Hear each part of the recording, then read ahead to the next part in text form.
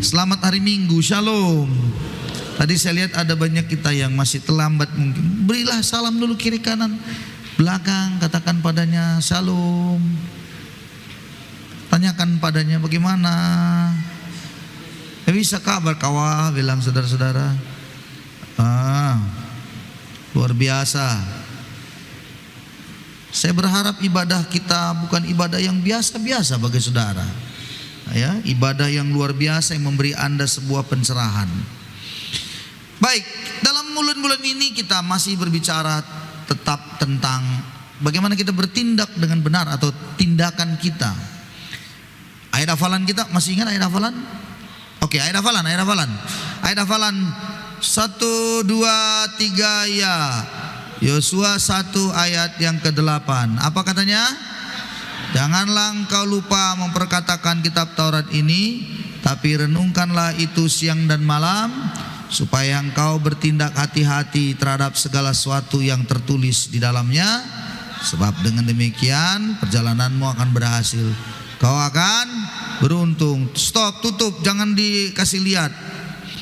Mau saya coba dulu. Berhasil. Coba dulu, ulang ya. Oke, ulang. Kita coba ayat hafalannya 2, 3 ya. Jangan, Yosua 1 ayat yang ke-8. Janganlah engkau lupa memperkatakan kitab Taurat ini, tetapi renungkanlah itu siang dan malam, engkau bertindak hati-hati terhadap segala sesuatu yang tertulis di dalamnya, sebab dengan demikian perjalananmu akan berhasil dan engkau akan, begitu terakhirnya kuat, beruntung terakhir. Ya begitu saudara-saudara ya. Ada sebuah hal yang memang harus disadari, bahwa tindakan-tindakan kita itu mampu menentukan keberhasilan ataupun keberuntungan, ataupun bisa jadi sebuah kerugian tindakan kita. Nah, hari ini saya ingin membagi tentang motif dari sebuah tindakan. Motif atau alasan. Kalau Anda kalau misalnya di kepolisian, kalau ada tindakan kriminal, itu biasanya akan dicari juga motif dari tindakan yang dibuatnya itu.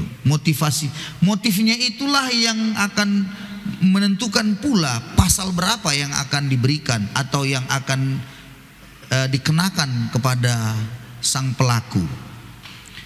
Tapi tahukah Anda bahwa Tuhan juga lebih jauh tertarik dengan motif-motif kita? Apa itu motif? Sekali lagi, motif itu alasan. Ada yang disebut di dalamnya ini namanya faktor internal. Faktor internal yang membangun, yang mengintegrasikan, sehingga kita itu diarahkan untuk berperilaku, untuk melakukan tindakan. Itu motifnya ada. Banyak orang punya motivasi yang salah. Dan ingat baik-baik, Allah kita sangat tertarik, jauh lebih tertarik dengan motif kita daripada apa yang kita kerjakan. Dengarkan baik-baik. Motif itu penting dalam diri kita. Kita harus cek selalu dalam hidup ini. Saudara-saudara, memang di dalam kita menjalani hidup, kita seringkali melihat ada orang mungkin tindakannya benar, tapi motifnya belum tahu. Anda mengerti maksud saya? Ini yang melayani semua di atas mimbar ini bagus, tapi dengar baik, Tuhanlah yang melihat motivasi mereka. Ada orang melayani motifnya apa? Supaya dikenal, supaya dilihat orang. Nah, itu berarti nggak akan jadi berkat, walaupun dia melakukan yang benar. Bukan salah, melayani itu bagus, tapi Tuhan jauh lebih tertarik dengan motif setiap orang. Ada orang yang pintar, bagus, baik kelihatannya, tapi motifnya salah. Motifnya apa? Supaya dia dapat sesuatu, supaya dia itu menjadi orang yang akan dipuji-puji. Ada banyak orang punya motivasi yang jelek. Dan ingat baik-baik, Tuhan jauh lebih tertarik dengan motivasi saudara. Sama, kenapa kau mau menikah dengan dia? Apa alasanmu kau mau menikah dengan si A, si B? Jawabannya sederhana kalian. Ada yang punya jawab, ya sudah saya memang, ya sudah waktunya. Itu motifnya, sudah waktunya. Tapi ada yang lain lagi kan? Ada yang supaya, kenapa kau pilih dia? Ya memperbaiki keturunan. Nah itu kan, karena dia semeter kotor, dengan menikah dengan dia naiklah, memperbaiki keturunan. Ada juga motivasinya apa? Uang. Uang yang begitu banyak, ada harta, ada warisan semuanya. Kenapa kau pilih dia? Karena dia anak satu-satunya. Jadi gimana? Dan tentunya tidak mengganggu. Nah kalau mati bapak mamanya, sama aku semua hartanya, sama kami. Nah coba, ada nggak itu motivasinya? Hah? Ada. Motivasi-motivasi yang salah itu, dengar baik, suatu kali akan diuji dengan waktu, dalam seiring waktu. Begitu motivasi yang salah itu, apa yang terjadi? Akan banyak kekacauan, akan banyak kesusahan, kesulitan yang Anda alami. Harusnya motivasinya itu benar. Banyak orang saya temukan gitu, nolong orang, bantu orang misalnya, itu ada motivasi yang salah. Ya saudara-saudara, saya berharap kita belajar akan hari ini. Amin saudaraku. Mari kita mulai satu motivasi, bermula dari satu inilah, maka kekacauan demi kekacauan semakin banyak terjadi di seluruh dunia. Kita mulai dari kitab Kejadian, bagaimana manusia pertama. Ketika semuanya dibuat Tuhan baik dan indah, Tuhan menetapkan di dalam kehidupan manusia itu, mereka ada di Taman Eden, memelihara taman, dan begitu indah semua, tidak ada yang kurang. Dan Tuhan berkata, semua buah pohon dalam taman ini boleh kau makan, kecuali yang di tengah itu satu, buah pohon pengetahuan baik dan jahat, jangan kau makan buahnya. Kalau kau makan, pastilah engkau mati. Tapi apa yang terjadi? Mari kita lihat Kejadian pasal 3, dan dari sini kita akan menemukan motif daripada Hawa memakan buah itu. Ayat 1, adapun ular ialah paling cerdik dari segala binatang di darat jadikan oleh Tuhan Allah.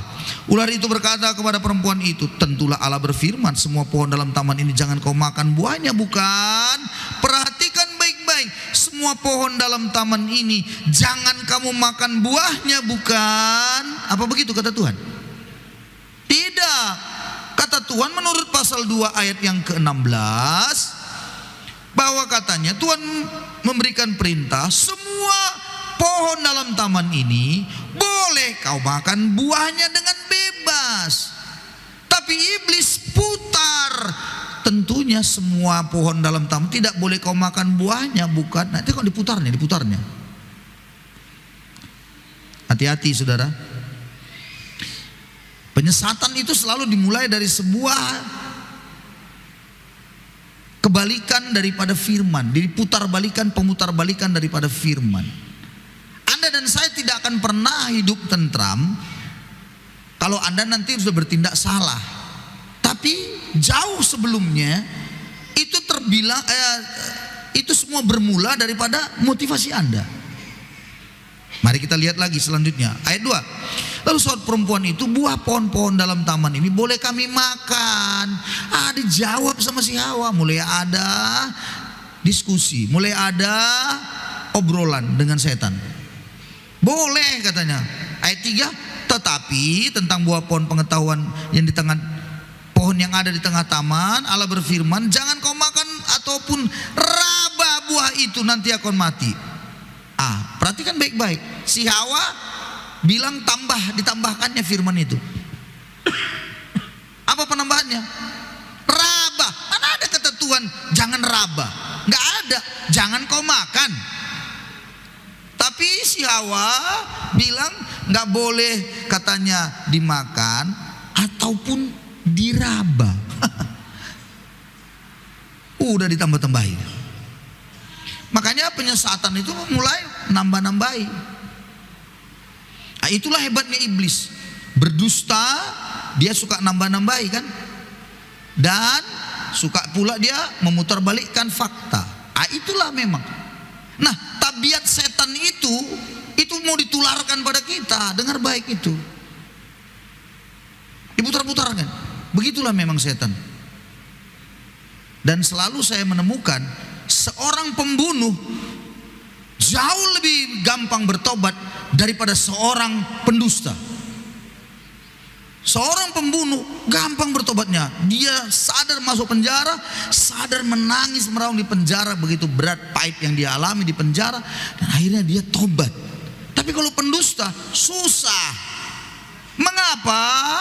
Karena Alkitab bilang bahwa iblis adalah bapa segala dusta, sehingga dia itu langsung termasuk anak iblis karena suka berdusta.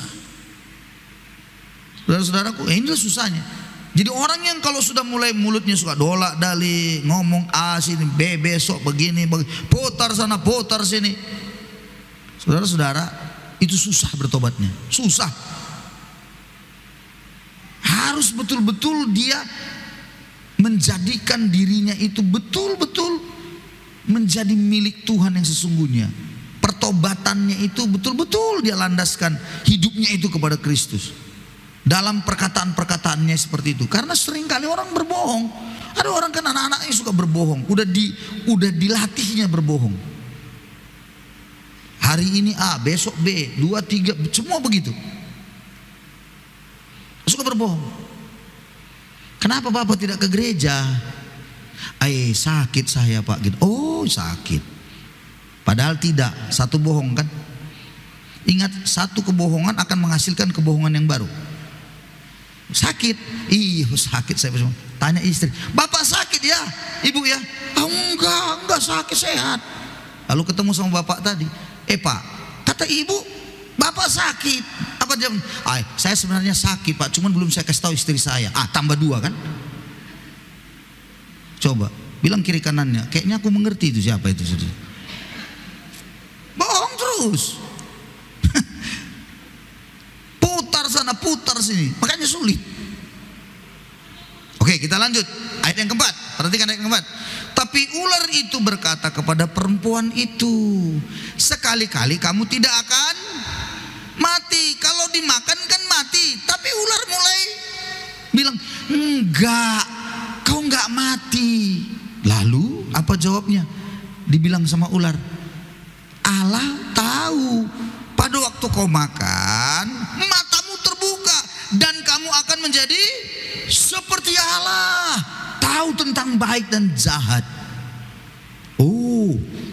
Perempuan itu melihat ayat yang ke-6, buah pohon itu baik tuh dimakan, sedap kelihatannya. Lagi pula pohon itu menarik hati karena memberi pengertian. Lalu ia mengambil dari buahnya, dimakannya, diberikannya juga pada suaminya bersama-sama dengan dia. Dan suaminya pun memakannya juga. Saudara-saudara, perhatikan baik-baik. Kalau begitu, apa motif si perempuan atau Hawa ini memakan buah pohon dari pengetahuan baik dan jahat itu? Apa motifnya? Dari ayat ini motifnya apa? Karena kalau dibaca kata iblis, kau itu sekali-kali tidak mati. Nanti kalau kau makan, matamu sudah terbuka dan kau akan menjadi seperti Allah. Jadi motifnya, saudara-saudaraku, Hawa memakan itu karena dia ingin menjadi seperti Allah. Dari mana itu bisa datang? Dalam diri ular, dalam diri iblis. Dia pun jatuh karena apa? Karena ingin menyamai Allah di surga. Lucifer itu dulunya pemimpin puji sembah di surga, pemimpin paduan suara, tapi ingin sekali menyamai Tuhan Allah. Dan dia melakukan pemberontakan. Dia seret sepertiga malaikat surga dan akhirnya dibuang dari surga. Dan dalam dirinya setan itu, iblis Lucifer tadi, apa yang dia lakukan, dia tularkanlah motif itu juga pada saudara dan saudara. Dengar baik, dia akan coba tularkan. Apa maksudnya menjadi seperti Allah di situ? Disitulah sombong, supaya dilihat orang, supaya hebat, itu maksudnya. Jadi kalau Anda punya motif melakukan sesuatu, supaya dilihat orang, supaya hebat, supaya dipuji, supaya itu sudah masuk rumus setan itu pada saudara. Udah masuk. Mengapa seperti itu? Karena memang itu iblis yang selalu menaburkan itu pada diri kita. Dia coba tuh. Dia coba itu. Terus. Motivasi kita harus betul-betul kita lihat dalam diri kita. Koreksi maksudnya. Evaluasi. Ada orang kan selalu kelihatannya, saya kadang-kadang dengan istri suka ngobrol. Heran juga ya nengok kawan tuh di sana ya. Bagus sekali kita lihat di dalamnya. Keluarganya harmonis. Rupanya dari luar. Di luar kelihatan baik.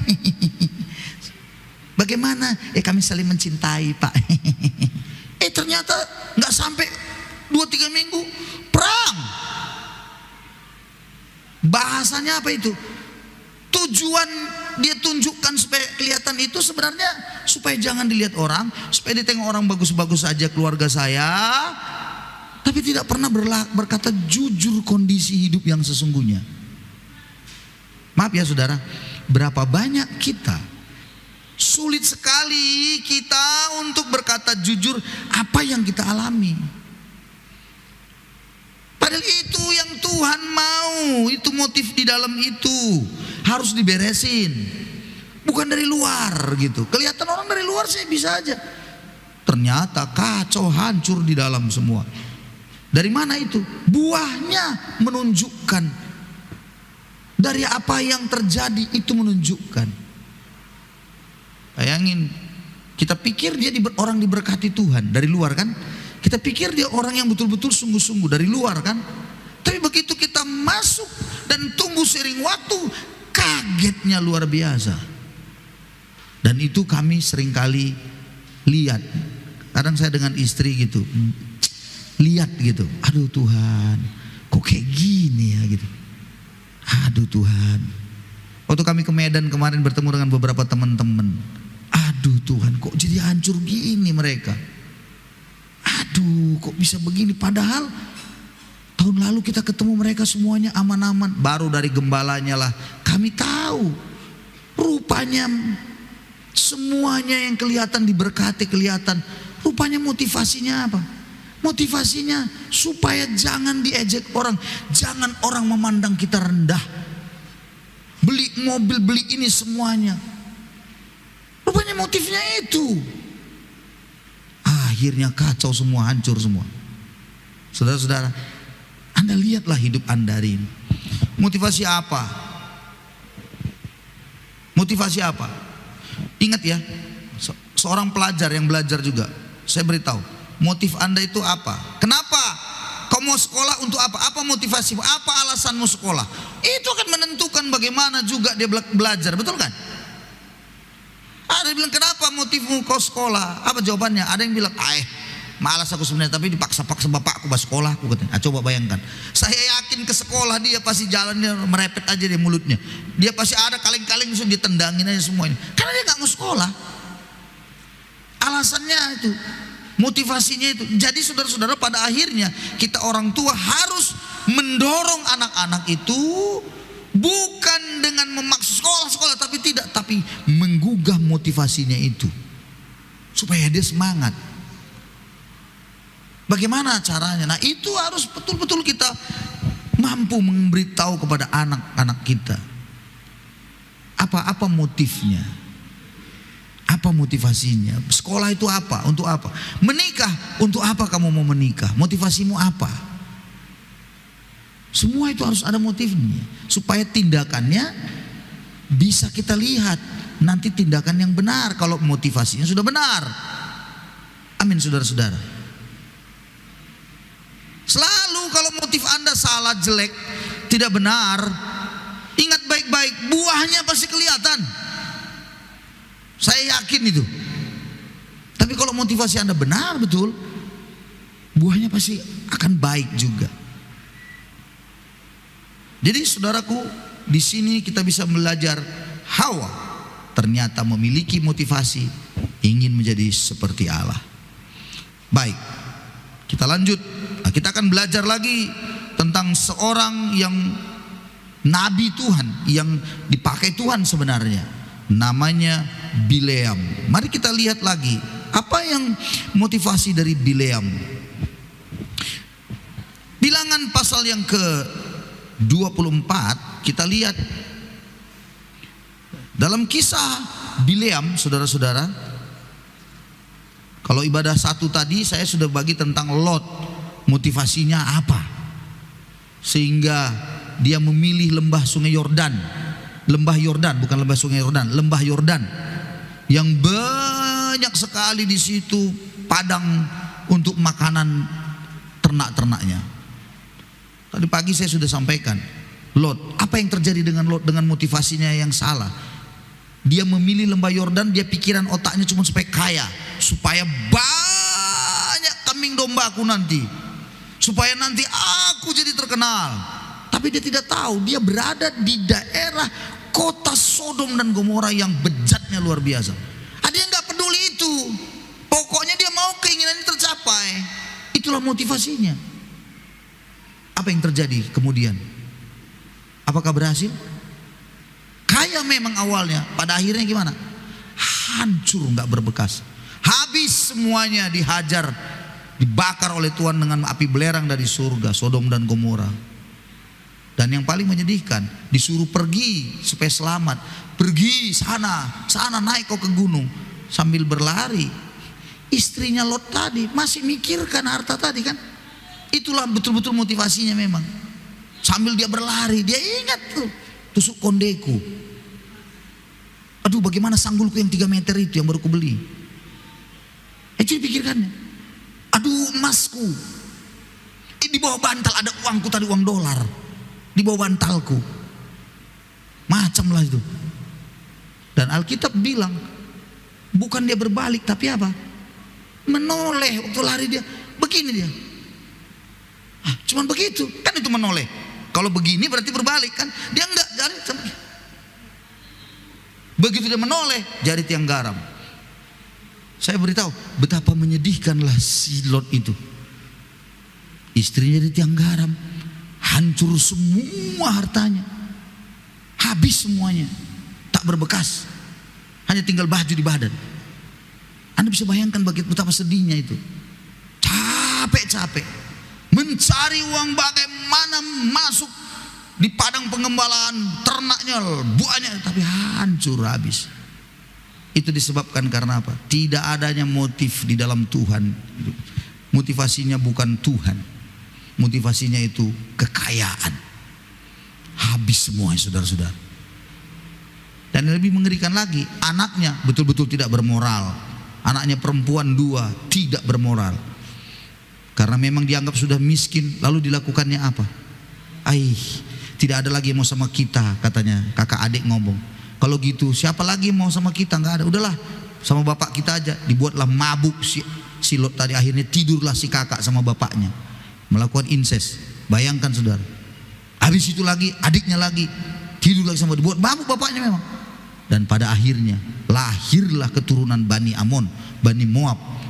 Itu sebabnya Tuhan bilang, keturunan dari Bani, tumpas kata Tuhan kepada orang Israel. Jijik Tuhan dengan turunan, tumpas semua katanya.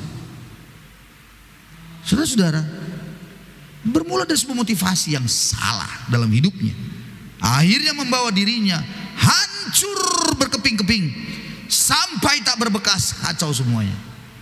Hati-hati saudara dengan motif Anda dalam Anda melakukan tindakan-tindakan Anda. Jangan berpikir kita bisa menang dengan tindakan apapun kita lakukan. Betul, kalau motivasi Anda salah, Anda akan mendapatkan akibatnya. Mari kita lihat si Bileam pasal 24, tetapi 22 dulu, 22. Bilangan pasal 22. Balak memanggil Bileam. Balak bin Zippor melihat segala yang dilakukan Israel kepada orang Amori, maka sangat gentarlah orang Moab terhadap bangsa itu, jumlahnya banyak. Lalu muak dan takutlah orang Moab karena orang Israel. Dan kemudian ayat yang kelima, saya lompat. Raja ini mengirim utusan kepada Bileam bin Beor ke Petor yang di tepi sungai Efrat, ke negeri teman-teman sebangsa, untuk memanggil dia dengan pesan, ketahuilah ada satu bangsa keluar dari Mesir, sungguh sampai tertutup permukaan bumi olehnya, dan mereka sedang berkemah di depanku. Karena itu, katanya, datanglah dan kutuk bangsa itu bagiku, sebab mereka lebih kuat daripadaku. Mungkin aku sanggup mengalahkannya dan menghalaunya dari negeri itu. Sebab aku tahu siapa yang kau berkati, dia beroleh berkat. Bayangkan, ini kan Nabi Tuhan ini, hamba Tuhan ini. Siapa yang kau berkati nanti, katanya, itu Bileam. Kau diberkati, dapat berkat. Kau kutuk, dia kena kutuk. Lalu berangkatlah para tua-tua Moab dan para tua-tua Midian dengan membawa di tangannya upah penenung. Setelah mereka sampai kepada Bileam, disampaikanlah kepadanya pesan Balak. Jadi dia dengan upah yang begitu banyak. Saudara-saudaraku, ini, ayo ikut kami supaya kau berdoa untuk bangsa itu, supaya kau melepaskan kutuk pada bangsa itu, supaya kami ini menang perang. Itu maksudnya. Iya, saudara-saudara. Tapi pertama si Bileam, oh tidak, aku nggak bisa. Kalau Tuhan bilang tidak, tidak. Lalu kemudian pulang, datang lagi, kemudian mengutus dengan orang-orang yang lebih terhormat, dan juga dengan hadiah yang lebih banyak lagi kepada Bileam. Tapi pada akhirnya dia pun berangkat. Ya sudahlah, Tuhan bilang ya kalau apa ya sudah berangkat. Tapi Bileam bilang, aku tidak akan mengucapkan apapun kecuali apa yang Tuhan perintahkan kepadaku. Bagus kan? Bagus. Berangkatlah dia, dan melalui keledainya di tengah jalan bisa bicara, mengingatkan dia juga. Kalau udah mulai jalannya serong, diingatkan melalui keledainya yang bicara. Ya, saudara-saudara, pergilah Bileam, ya saudara-saudaraku, dan di tengah jalan malaikat pedang ingin menghunus pedangnya, membunuh, dan itu sebabnya keledainya itu melihat. Dia belokkan lagi, dia tekan lagi, dia tunduk, macam-macam. Keledainya nggak mau jalan karena sudah dilihat di depannya itu ada malaikat yang akan membunuhnya.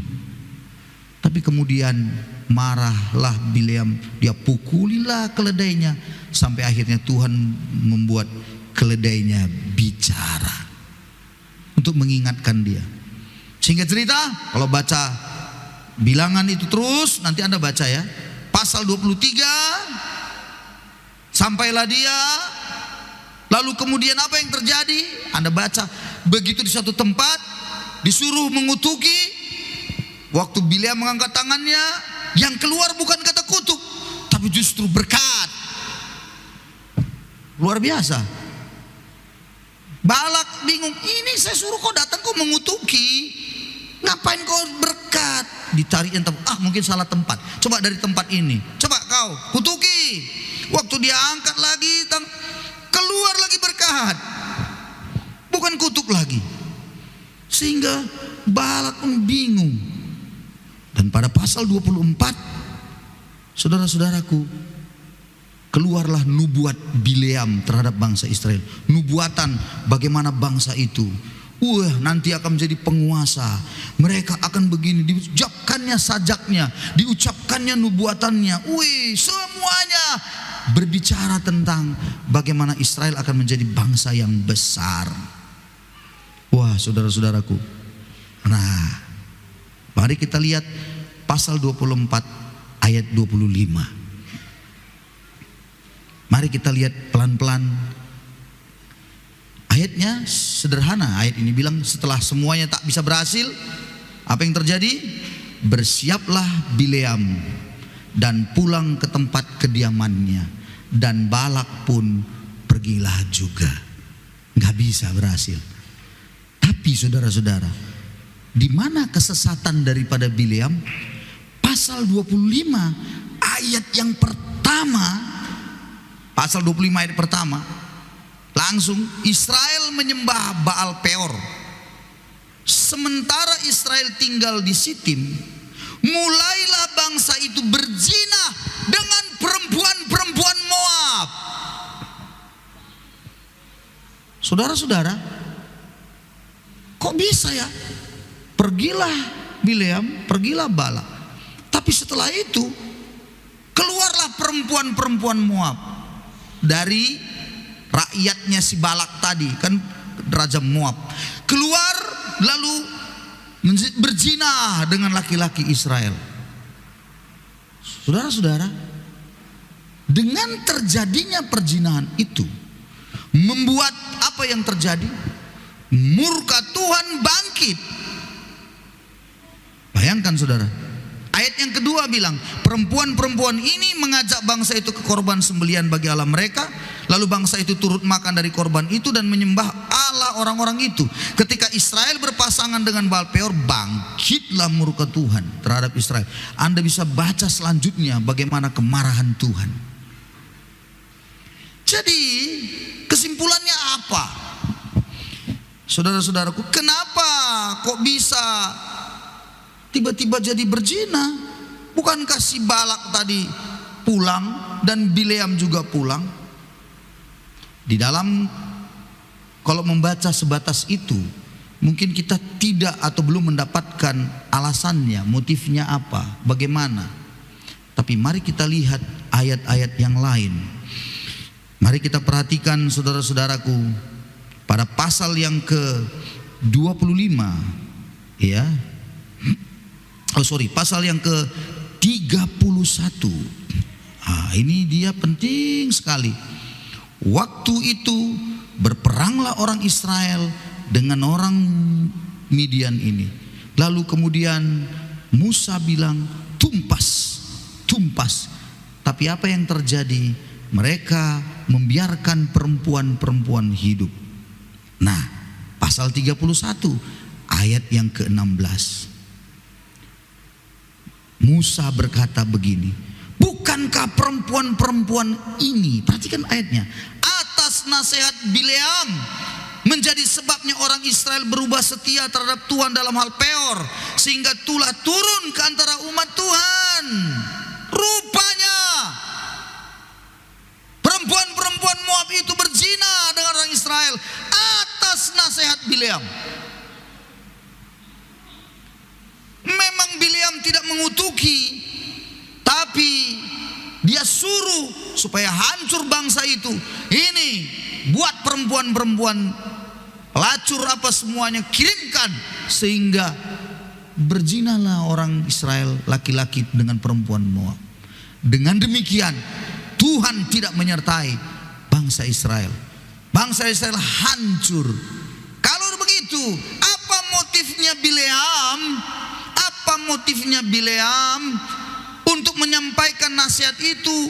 Sekali lagi, pasti karena upah yang besar yang dia ingin dapatkan.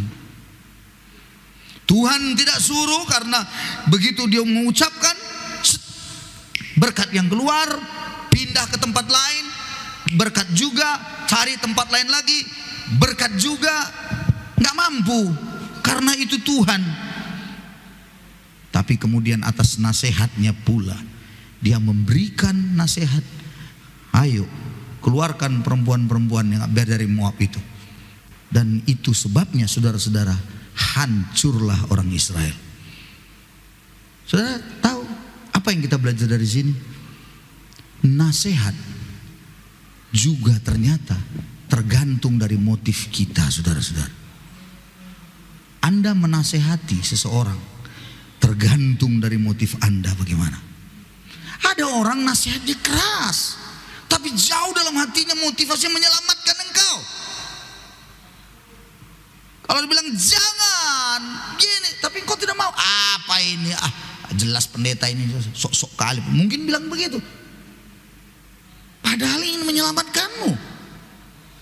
Tapi ada nasihat yang indah, yang enak. Dengarkan, ngerti? Nasihat yang indah tahu, senang. Bagus sekali memang khotbah pendeta ini. Semua baik-baik, nggak pernah keras-keras ya. Memang gereja ini luar biasa, diberkati Tuhan. Nggak ada teguran-teguran keras, pokoknya semuanya datar saja.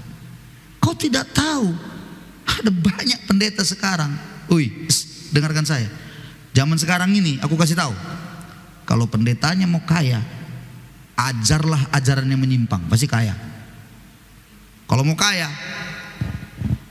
nih ya, sampaikan terus berkat. Jangan pernah kau ceritakan, kau sampaikan tentang teguran. Kaya.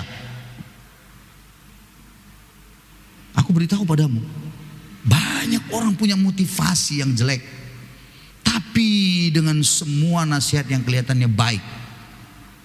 Itu sebabnya setiap teguran ataupun nasihat yang mungkin agak keras dalam hidup saudara, jangan anggap itu adalah sesuatu yang menghancurkan hidup saudara. Mengapa? Karena bisa jadi itu untuk menyelamatkanmu di masa depan. Amin, saudara-saudaraku. Amin. Saya beritahu, ini pemilu. Dan kalau udah pemilu, saudara-saudara, biasanya yang didekati itu para pendeta. Tapi nanti kalau udah selesai, didekati pengusaha. Biasa itu, saudara-saudara. Pertanyaannya, bagaimana dengan kita? Saya mau kasih tahu, saya harus belajar untuk tenang. Betul, tenang. Jangan sampai motifnya aneh-aneh. Saudara-saudaraku, aneh-aneh. Tidak. Nanti dalam pemilihan presiden terserah Anda. Yang penting engkau sudah tahu apa di hatiku. Bagaimana itu tahu, Pak? Ya berdoalah kau untuk saya, kau pasti tahu. Kalau memang mau tahu. Tapi kan seringkali tidak seperti itu. Mimbar dipakai untuk apa? Hah? Ada politiknya. Saudara-saudara, ya iyalah, so telu ama ono geheha. No ale jadi si nomor telu tapi telu. Bayangkan tuh ajarannya begitu tuh. Bukankah begitu sering? Rupanya sudah disorong dengan uang. Motif Anda menentukan sekali, saudara-saudara. Ayo, mari kita jaga. Amin, saudara-saudaraku. Lalu coba lihat, saudara-saudara, ayatnya selanjutnya, ayat yang kedua, 2 Petrus 2 ayat 15. 2 Petrus 2 ayat 15. Ya, waktu kita sudah mau habis. 2 Petrus 2 ayat 15 ini menunjukkan, memberikan kita sebuah kepastian tentang Bileam tadi.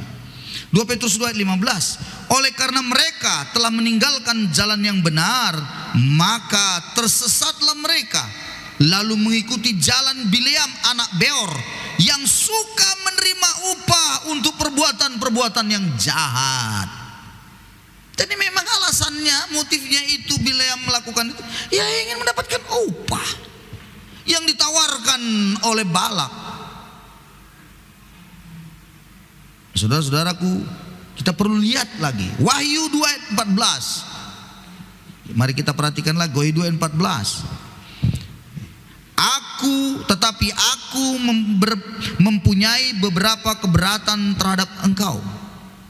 Di antaramu ada beberapa orang yang menganut ajaran Bileam, yang memberi nasihat kepada Balak untuk menyesatkan orang Israel, supaya mereka makan persembahan berhala dan berbuat zina.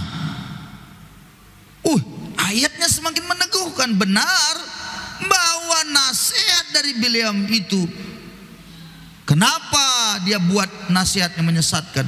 Upah yang mau dia dapat dari Balak tadi. Kan makanya ayatnya tadi bilang, kalau kita baca bilangan tadi, ayat yang terakhir 24 bilang dia pergi kan, pulanglah dia, Balak pun pergilah. Itu artinya udah cincai-cincai loh. Nggak ada lagi apa, udah kasih sama dia, udah pulang dia, oke ya, udah selesai. Sebagai ganti dari dia mengutuk itu, gantinya dia beri nasihat. Nasihat itu menyesatkan supaya orang Israel berbuat zina dan melakukan penyembahan berhala. Saudara-saudara, akhirnya saya mau tutup. Akhirnya marilah kita hari ini melihat dan coba mulai sadari motif-motif kita dalam kita menjalani hidup ini. Apa motivasi kita? Yang jelek, yang salah, Anda perlu selalu mengintrospeksi diri kita masing-masing. Amin saudara-saudaraku. Itu sebabnya Daud berdoa. Ayat yang terakhir, Daud berdoa di dalam ayatnya Mazmur. Mari kita lihat. Daud berdoa, doanya itu menarik. Mazmur 139 ayat yang ke-23 dan 24. Demikian kata firman Tuhan. Mazmur 139 23 24. Selidikilah aku ya Allah, dan kenalilah hatiku. Ujilah aku dan kenallah pikiran-pikiranku.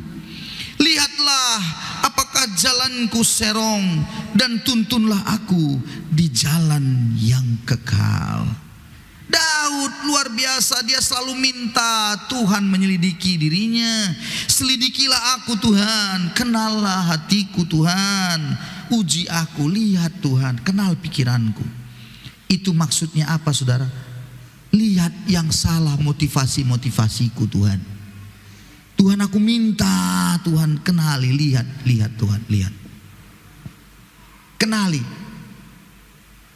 Dia selalu berharap Tuhan menyelidiki. Sebenarnya dia bisa punya banyak kesempatan. Minimal dia punya 2 kesempatan emas untuk membunuh Raja Saul. Udah di depan mata. Padahal Raja Saul ini selalu mengejar-ngejar dia. Udah di depan mata, sudah sangat dekat. Tinggal sekali, tikam saja habis. Sampai anak buahnya bilang, biarkan aku saja, sekali saja katanya. Ku tombak, selesain. Tapi Daud, dia selalu melihat kepada dirinya. Motifnya apa membunuh Saul itu, untuk apa? Dan dia motifnya bukan motif balas dendam. Dia tidak motivasinya balas dendam dengan semuanya. Dia jaga, dan akhirnya dia bilang, jangan sekali-sekali kau pegang itu orang yang diurapi Tuhan. Jangan ganggu. Dia cuma memotong puncak jubah daripada Saul sebagai tanda bahwa sebenarnya dia bisa membunuh, tapi dia mengasihi Saul. Saudara-saudara, begitu banyak orang motivasinya salah. Begitu banyak orang punya motivasi yang jelek. Saya berharap kita di sini semua punya motivasi yang baik. Amin saudara-saudara. Bagaimana kita tahu bahwa kita punya motivasi yang baik? Motif kita bagus atau tidak? Jalan yang pertama, minta Tuhan menyelidiki hati saudara. Minta Tuhan, selidikilah aku. Benar enggak ini Tuhan? Lihatlah hatiku Tuhan. Maka ayat yang ke-24 Daud bilang, lihatlah apakah jalanku serong, tuntunlah aku di jalan yang kekal. Itu berarti tindakan. Jalannya jangan jalan yang serong. Tindakannya itu betul-betul di jalan yang benar. Tuhan, lihatlah apakah jalanku benar. Saudara-saudara, motivasi Anda dan saya menentukan jalan-jalan yang akan Anda tempuh. Motivasi Anda selalu menentukan bagaimana engkau menjalani hidup ke depan. Sebagai orang benarkah atau sebagai orang munafikkah? Itu motivasi Anda. Mari hari ini saya berharap, saya tutup dengan sebuah harapan. Semua kita, mari kita mulai berbenah diri. Amin saudara-saudara. Pemain musik semuanya naik, mari kita datang pada Tuhan. Dan Anda berbenah diri dengan berkata evaluasi. Sebelum kita pulang, alangkah baiknya kita berdoa sebentar, berkata pada Tuhan, evaluasilah aku, lihatlah Tuhan, selidiki aku Tuhan, selidiki aku. Jangan diam, jangan merasa bahwa aku nggak perlu diselidiki. Istriku yang perlu diselidiki, tak kemana uang itu dibikinnya. Bukan istri yang perlu diselidiki, motif Anda perlu diselidiki. Jangan suka menyelidiki berapa harta orang. Halo, cukuplah hartamu saja yang kau selidiki. Jangan suka menyelidiki bagaimana hati orang. Hatimu lah yang harus perlu kau selidiki. Kesempatan ini kita mau datang pada Tuhan. Mari kita datang pada Tuhan.